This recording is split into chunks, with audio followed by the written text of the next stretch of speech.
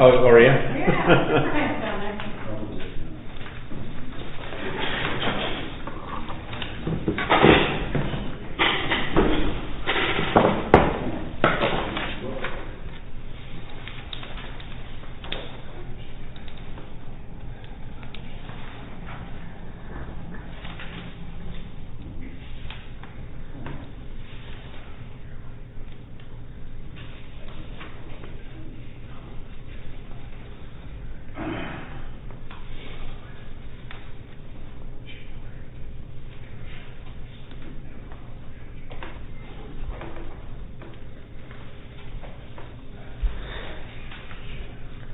Yeah.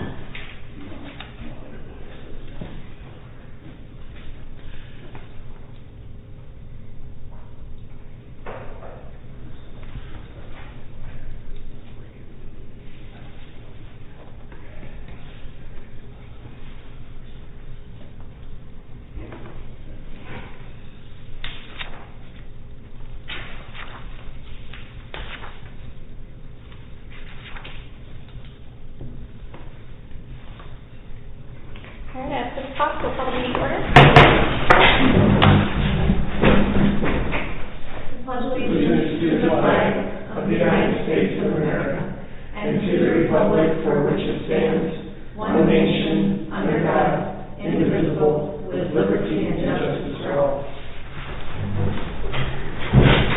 Thank you, everybody, for coming tonight. Go ahead and do roll call. Doug? Here. Michelle? Here. Roger? Here. Megan? Here. Sarah? Here. Motion to approve the agenda as presented or amended? So moved. Second. Motion and second to approve the agenda as presented. Any questions? Now we'll go to vote. Doug? Yes. Michelle? Yes. Roger? Yes. Megan? Yes. Sarah? Yes. All right, on to the consent agenda. Make motion to approve the consent agenda.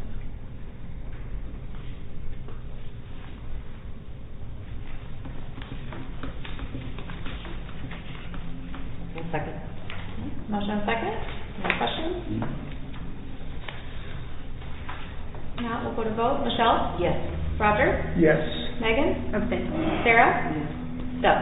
Yes. All right, updates and presentations to the city administrator. Super. A bunch of different updates. The pool opened last Friday to great fanfare. We had 101 people attend opening day, which is about 20 people stronger than last year, which is really good. I've had strong attendance daily, with the exception of Sunday. I think it was kind of cold and rainy. So far, we sold about 70 season passes. 3 of those have been donated to families in need, which is great. People are stepping up and donating some season passes. We're doing a Free Friday campaign where businesses and individuals around town have the opportunity to sponsor a Free Friday. We basically work that out to figure like what we would typically make in sales on a day. And so those are $300 a piece, and so far we have 7 of those sponsorships at $300. And so toward the end of the season, we'll start having those, so it doesn't deter people from having season passes and stuff like that. As you may or may not have seen, the building has been painted. Members of the pool committee helped out to repaint that and get it ready. The new floors went in. Thank you for that latitude in the last meeting to be able to do that. We got it done just in time. The new shade structure is being installed. The 4 posts have already been set in concrete, and the top should be installed in the next couple of business days. Fortuitously, some of the furniture that we ordered was back ordered. So to Doug's point, we had, not Doug, Roger's point, we had the opportunity to buy some furniture locally from a little bit of country, and that worked out really well. So he was really appreciative that we went over there and talked to him about it. So that's good. Next, coming up, we're coming up on the end of the fiscal year. For those of you who have not been through the end of a fiscal year meeting, I know most of you have, next meeting is going to be mostly fund balance transfers. That's just the reshuffling of all the wallets of money and getting ready for the next fiscal year. They'll probably just be on the consent agenda. If you see anything in the advanced copy that you want to pull off and talk about, let me know. Otherwise, I'm going to put all the fund balance transfers on consent. We're nearing the completion of the audit. On Friday, we have the closing meeting. So I already asked you, Mayor, Doug, hopefully you're available at 11 o'clock for a Zoom meeting. You can either come here and do it, or you can do it at home or on your phone, wherever you like. The fire truck sale, we ran, I think, a $20 ad on Facebook.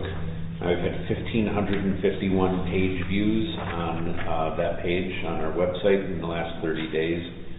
Bidding will stay open until June 12th, then I'll compile those bids and have a presentation for you at the next meeting. Also, the scholarship that we've done so far has been really successful. We've had 9 applicants, and a lot of really impressive kids. I got to tell you, reading through their bios, it's inspiring. And I'm sure I don't have to remind any of you that Strawberry Days is coming up between now and the next meeting, so have fun with that. And I sent the letter to the state asking about the state highway and have not heard back from them. Heard a lot of rumors about this and that and the other thing, but you know how much I value rumors. When I have something official to report, I will. That's it on my updates. Can I follow up on nuisances? Like, how are we? Oh, yeah. Yeah.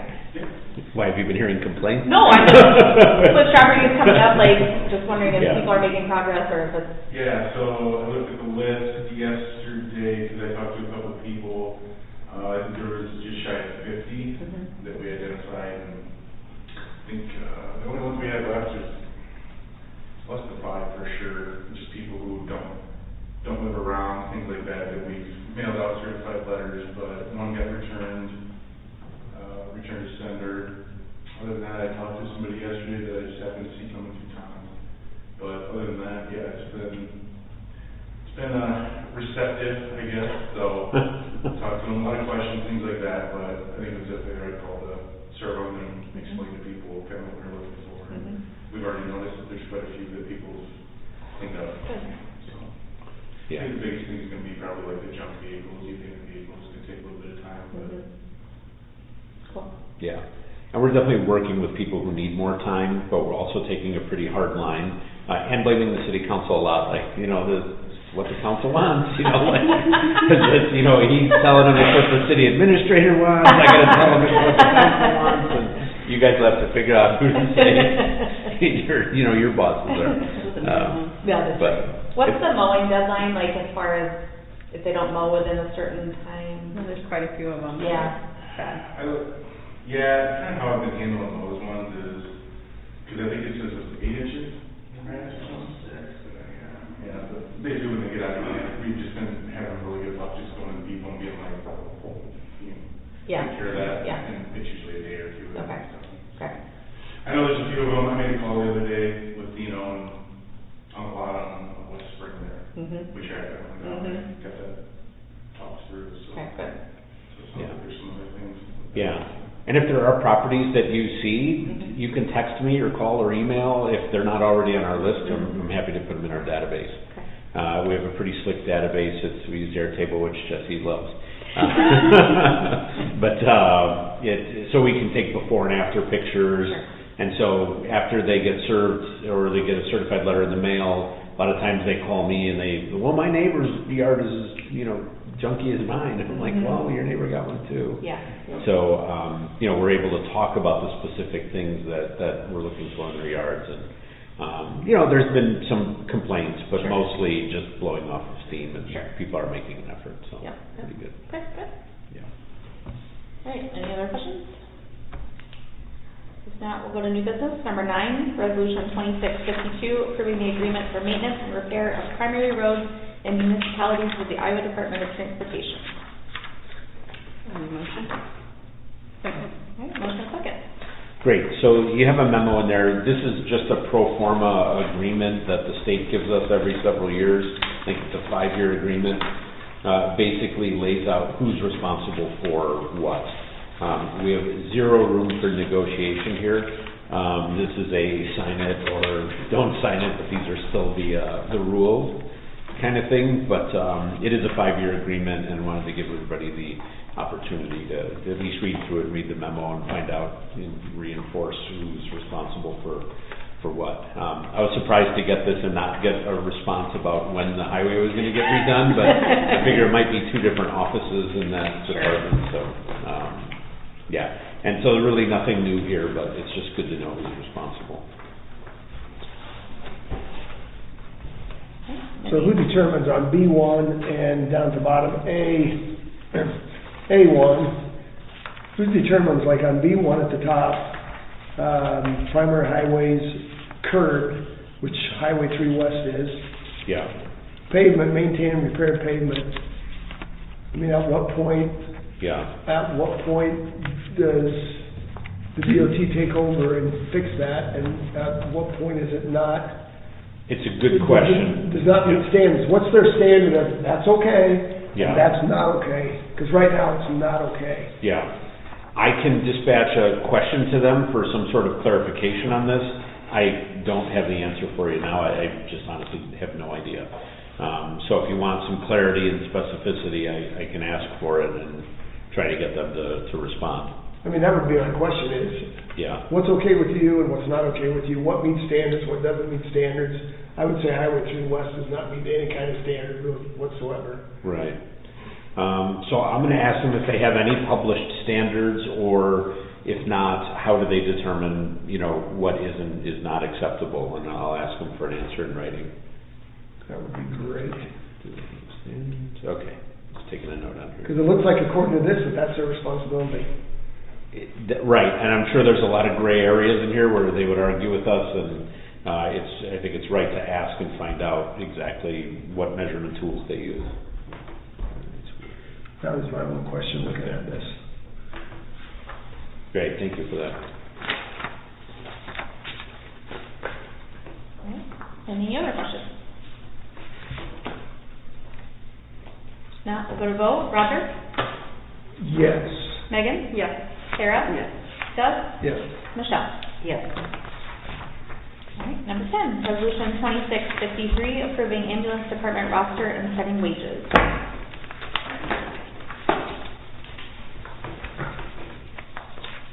Motion to discuss resolution 2653.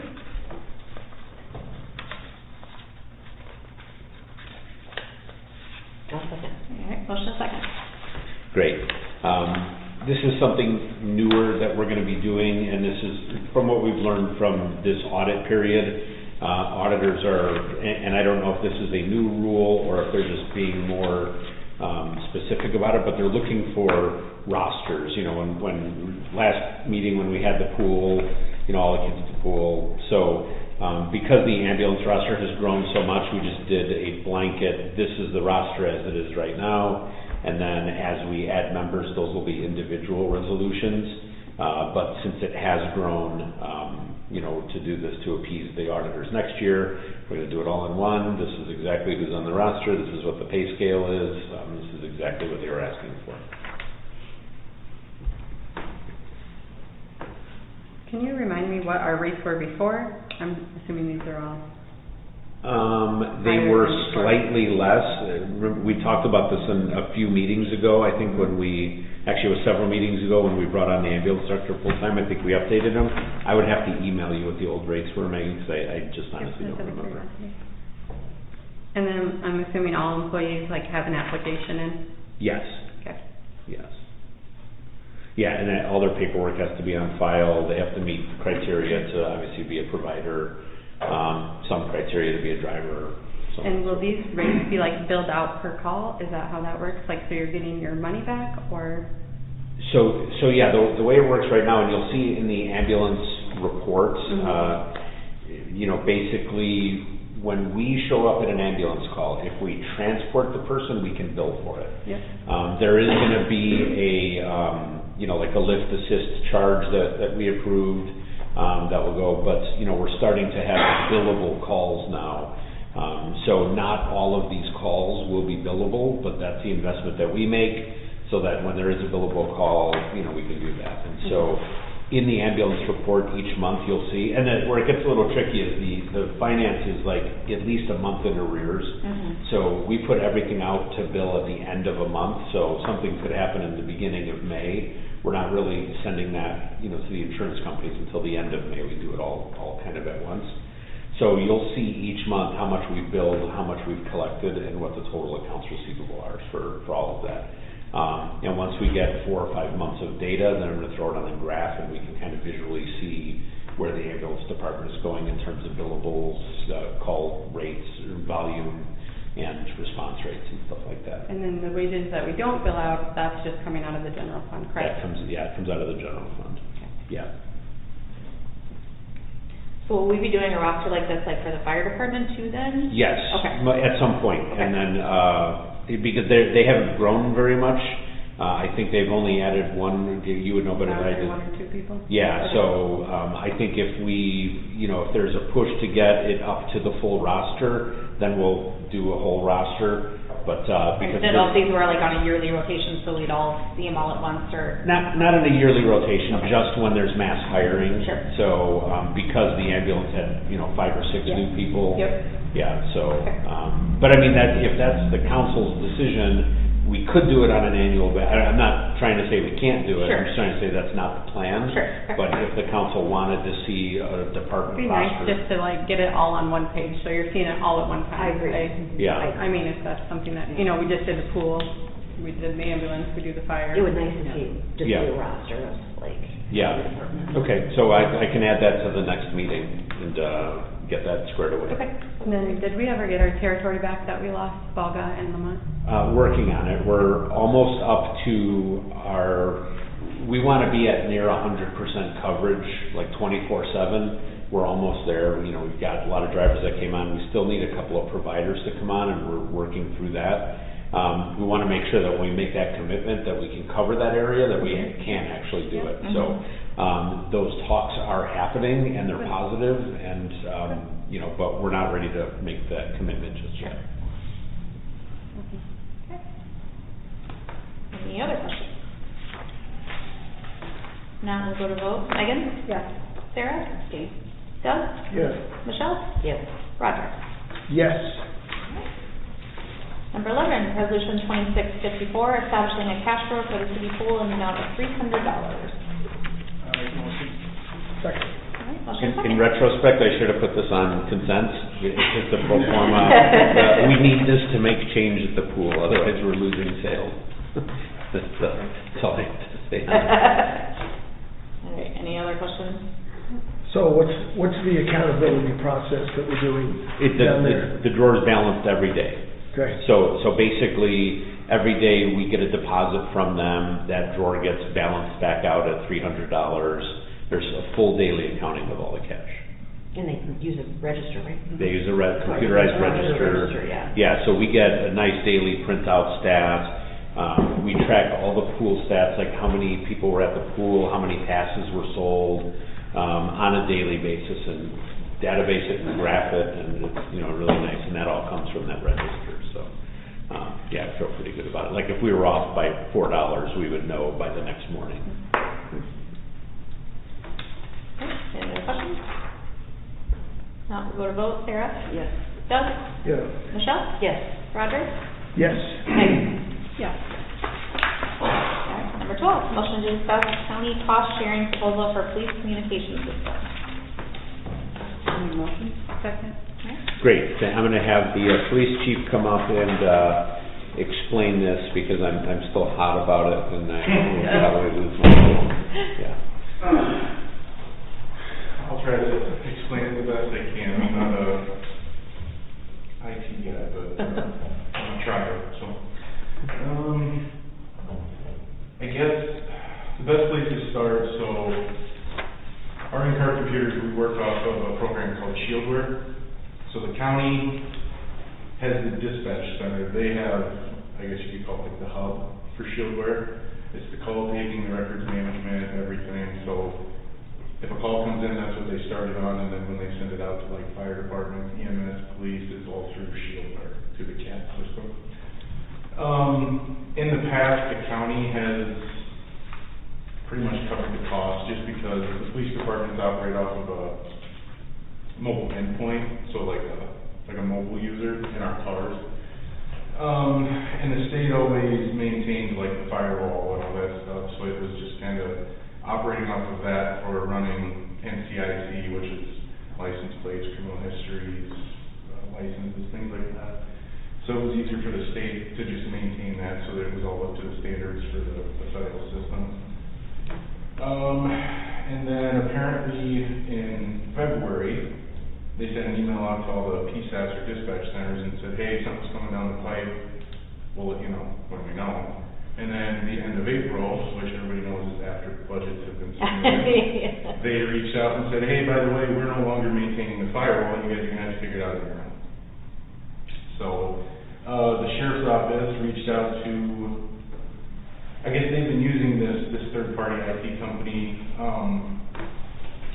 Mainstay Systems of Iowa. They're out of Des Moines. They've been using them for about a year, and they said they're really good, especially keeping up on like the CGIS, the federal standards and things like that. So he got a quote. This is in the packet. Yeah. So it's for a 3-year cost-sharing proposal is what they put it together with. We had a chief's meeting the other day with the sheriff and I believe kind of the main guy from this Mainstay Systems. And he kind of explained to us kind of what they have to do at the sheriff's office, so they have to upgrade by a different firewall and basically figure out how they're going to manage all this in-house now at the sheriff's office. So through the mobile endpoint that we have in our cars, so right now we just go through county IT because they're the ones who maintain the system and then hooking us up to the VPNs and stuff like that, the virtual side of it. But since they're going through this third-party company now, they want to start doing a cost sharing so that when we reach out to this Mainstay, we can kind of help contribute to having a contract and things like that, because it's a pretty significant cost that was added for the dispatch center. So I guess to get down to the dollars and cents, he set it up, so if you look at the numbers here, he went off of how many total endpoints we have, or like mobile users, and then he went down for local endpoints, the RMS users, things like that. So Strawberry here in town, we just have 2 squad cars, so all we do is just the 2 mobile endpoints, 1 for each car. So that's what you'll see, the 3-year cost sharing proposal on the end. But then he took off the token, which we didn't need that. So what he quoted me was the $1,513.68, and that's for a 3-year. He said they're doing it, they can't break it up into yearly because it's kind of a cost savings thing if they just do it the first year and then run out the 3-year contract. And then after that, he said there's some things that they have to do with the firewall and stuff like that. He said he anticipates it to be less after the first round, but see what happens. That never happens. So this was what he gave us for the number in the meeting that day. So, and that's for basically per client, or for our share of the firewall, VPN license, the passport subscription, and then the VPN and endpoint security maintenance. So basically we can call them directly and say, hey, this is messed up on our computer, what can you do? And they can remote in, do what they can do. If it's something they have to come here for, then I think it's an 8-day maximum wait or something. Is there an extra charge if they come out? No, so that's all included in our cost sharing. So yeah, I just kind of broke it down into 3, so it'd be just under, or it's $504 and some change per year is what it ends up being. What if not every city participates, like the what county happens? just eats it then? Yeah, we just don't use it. Oh, okay. So Strawberry, we just wouldn't use it. Can you talk about the advantage and disadvantage of using it versus not? So, like, in our in-cars, on the endpoint, the mobile endpoint, so dispatcher signs us a call, it pops up on our screen, we have a call. We can run driver's licenses, everything we can do, we can add that to our calls. We can add remarks, things like that. You know, while I was talking to this person, I did A, B, and C, they said this, log all that, and then they can email us that call, and we have that for our record.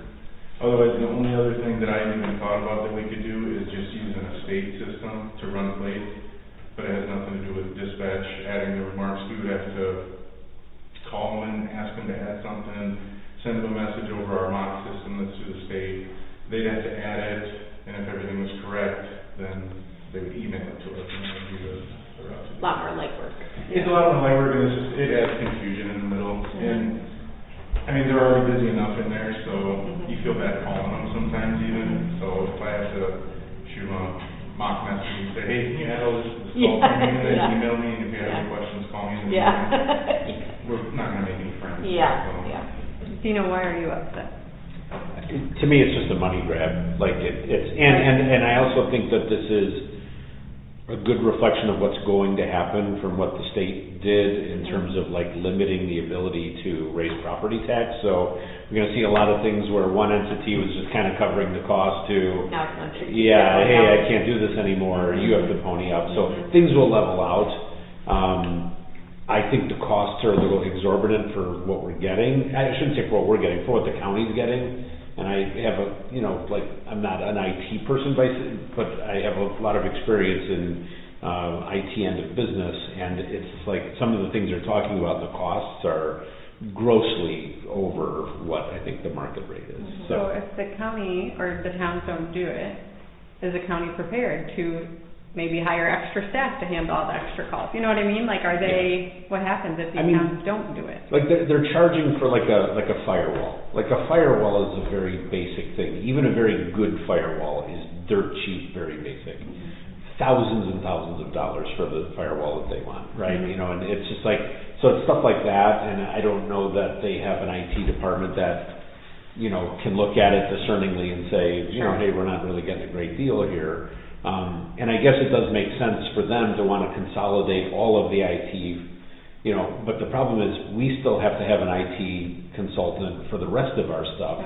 So now we're essentially hiring 2 IT consultants where the IT consultant that we have is perfectly able to do this level of encryption and firewall and stuff like that. So we're faced with pay or don't get to use the system. And so we don't have a lot of latitude, which also irritates me. But at the same time, there's value in using the system. We don't want to go without it. Right. It's just a bad situation. And to have it come up, like literally the day our budget got certified, like this will require a budget amendment because it's $1,500 and we didn't anticipate this. So that's why I'm irritated. And you can tell I'm still like, it's like 3 days later and I'm still mad about it. I think it's obviously something we have to do. Our hands are kind of tied. Either you get on board or you don't. It makes more work for them and us. Talking to Brent, obviously he acknowledged right away, he's like, I understand this came up right after budgets, he's like, but they were gonna purchase a firewall and basically did, from my understanding. And then they reached out to Shieldware, hey, we're gonna do this and this for a firewall, and they said, that's not good enough. You have to go with this specific one to meet the federal CJIS standards for running NCIC and everything. And so then that's when I had to, things got changed a little bit, so. And it is, I mean, like, kind of all this popped up, so we have to do a triennial audit through the system where they send me a big packet of things to fill out, I fill it out, and then they comb through it and they say, this is okay, this is not okay. So we have to have a multi-factor authentication and everything to get into the system. Well, apparently that hasn't really been operating the way it should. So the state's like, okay, well, you guys are gonna have to do this from now on. Figure that out, So it was an upgrade that they had to soak up, so just over $500 or $504 a year. But like I said, it's got to be paid up front for 3 years. So. Are there any other departments or cities upset with this changeover that you know of, and what are they doing? So we had all but one police chief there. He had some different or some other things going on. So, but we all kind of discussed it, and there's really no way, we couldn't think of any way around it where we could still use the CAD system. Because I worked in Fayette County, I started in 2010, and they had already had Shieldware, and it was established for years.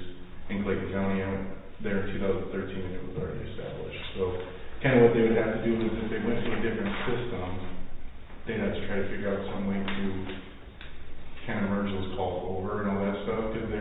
building up a system, so say you have a missed out line in one call, or a 911 call where you hear some background noise and then a hang up.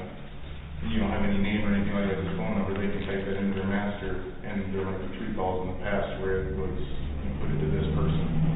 So they're trying to build the system up for the last 15 years or whatever. So I don't think that that's kind of in the deck of cards from what I understand to change, but it's expensive. It's big city IT for little towns. Sure. That's irritating. Passing the buck. But yeah, so just speaking to the other chiefs and stuff, they weren't really concerned about it. I guess the timing of the budget was the thing that Upset everybody. kind of upset Yeah. everybody. Because, I mean, when you think about it, we have been getting, we've been getting it for free. Yeah.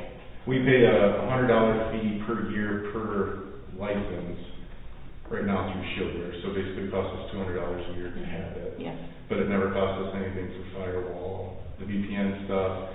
If we ever had a problem, we would just call the county IT guy and say, hey, can you fix this? And he'd do it for us. Sure. So they kind of look at that too, and they're like, well, he's got Yeah. other things to do. Yeah. too. Yeah. And obviously, like our city IT company, like they don't deal with it because Right. it's a county system. Yeah. So, Well, if nothing else, you can reevaluate in 3 years and, right. Yeah. Anyway, we're just having a discussion, so we're just bringing it, we don't have final numbers yet. We'll have a resolution and a budget amendment when we do. Just wanted to bring it up just so everybody's not wondering why at the beginning of the new fiscal year, we're coming for $1,500 and thinking we maybe forgot it or missed it somehow or whatever. It's just, And they went through the price breakdown with us. I mean, there's a lot of numbers and things, but he basically told us that he figured out, and he was adjusting things as we were on the Zoom meeting with him, like, Governor said, no, I don't have this, so he scratched that off. I said, I don't need a token, so he scratched that off.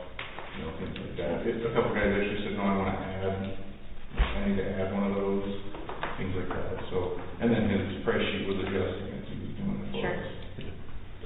all right, so there's nothing to vote on this is just a discussion. Thank you. any other questions? Okay, thank you. All right, number 13, motion to discuss licensing opportunity to use the world's largest strawberry in advertising. Make a motion. Second. Motion second.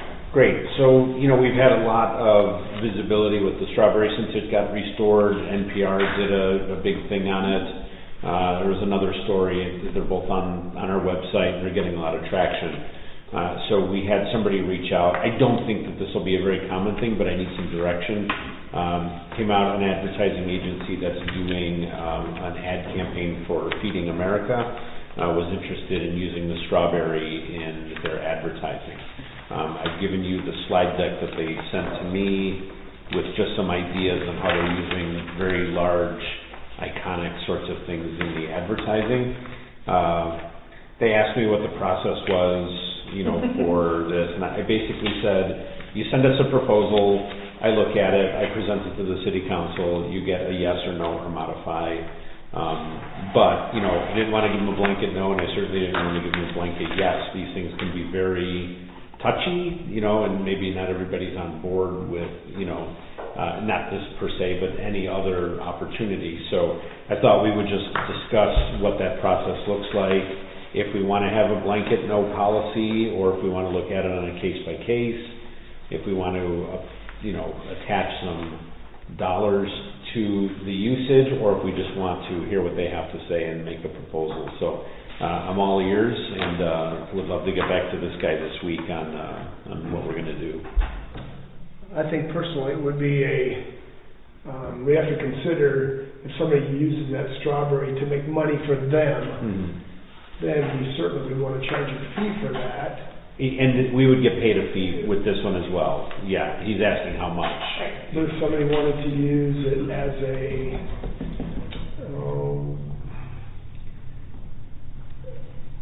benefit where nobody's making any money, but they want to use the size of the strawberry and the picture of the strawberry,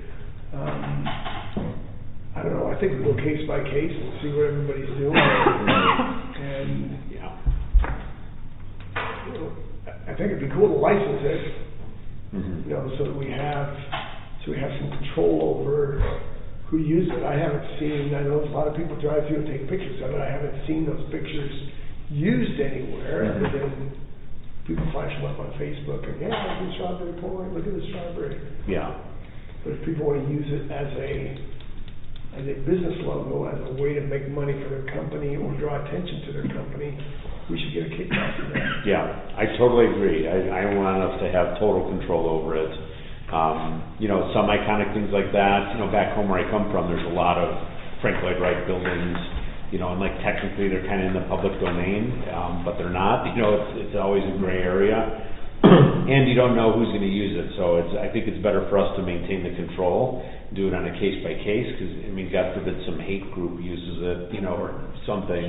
You know, we don't want that. We don't want that negative publicity.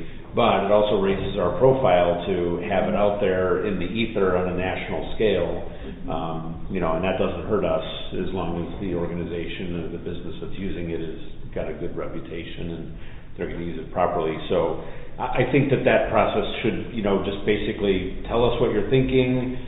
We have to have final say over the final use, like no surprises, and just kind of hear what, because some of these campaigns probably have a lot more money than others, and I would hate to turn down a really good cause for, you know, because they couldn't afford the licensing fee.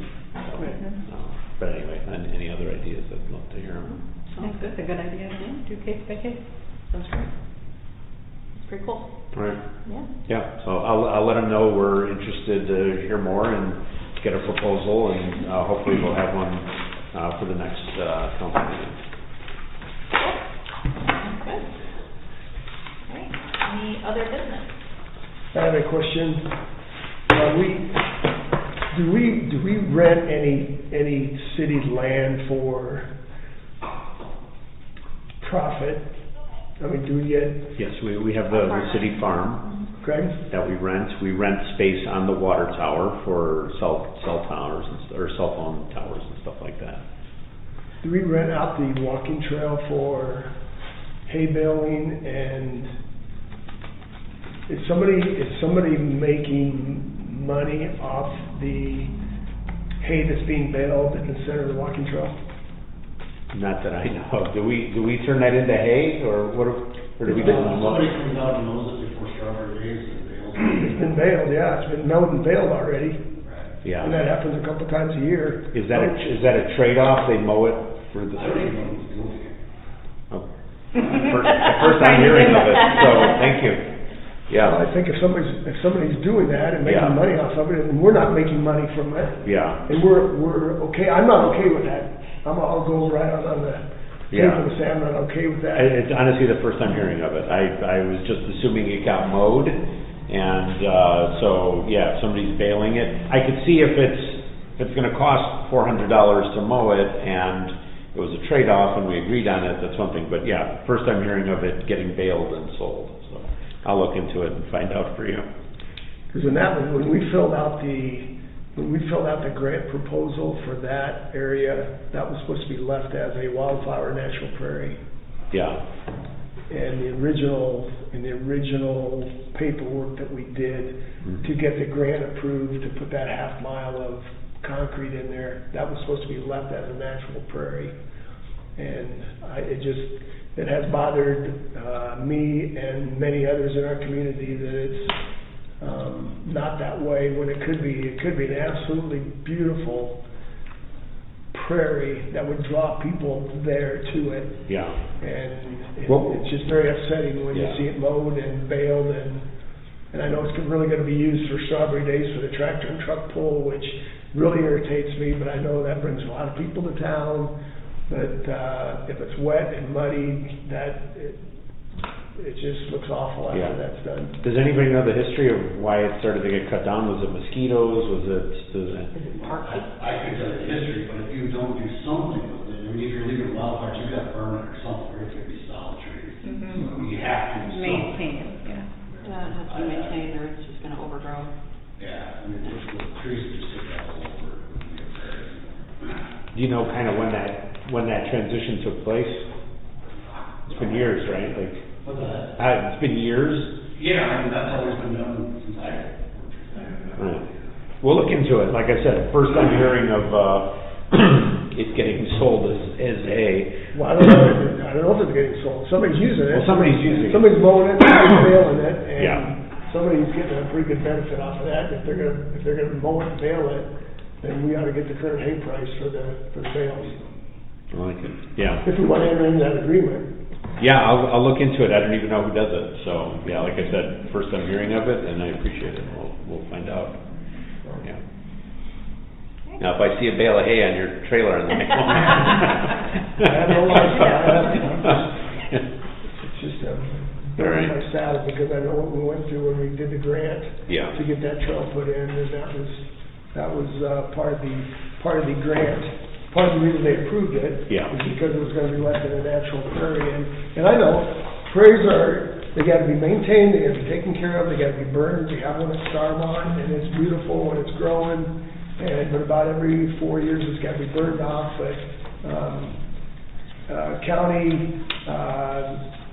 Fayette County Conservation will come in and burn. Clayton County, I'm sure Conservation will come in and do a burn, and also replant.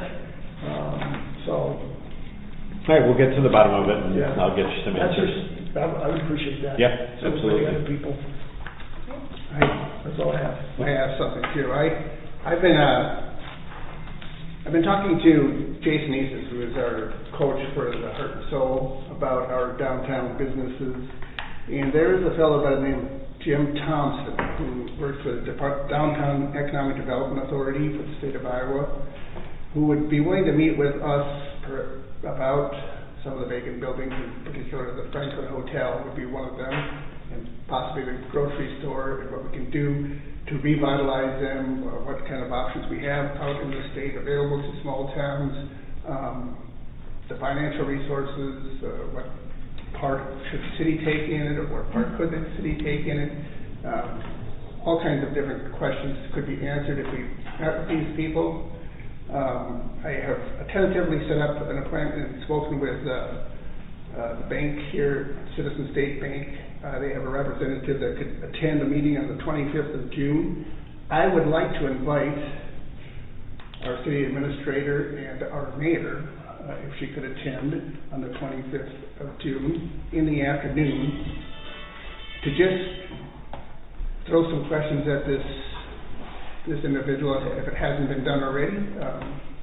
We are faced with a lot of problems downtown with empty buildings and concerns for the future of Strawberry Point. And I'd like to see what part the city could play in Sure. revitalization. So. Let me know what time, and I'll get it on my schedule.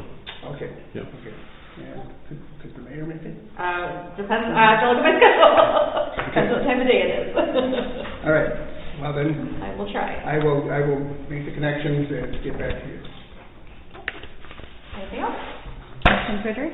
Second. You're ready? Do you know what time?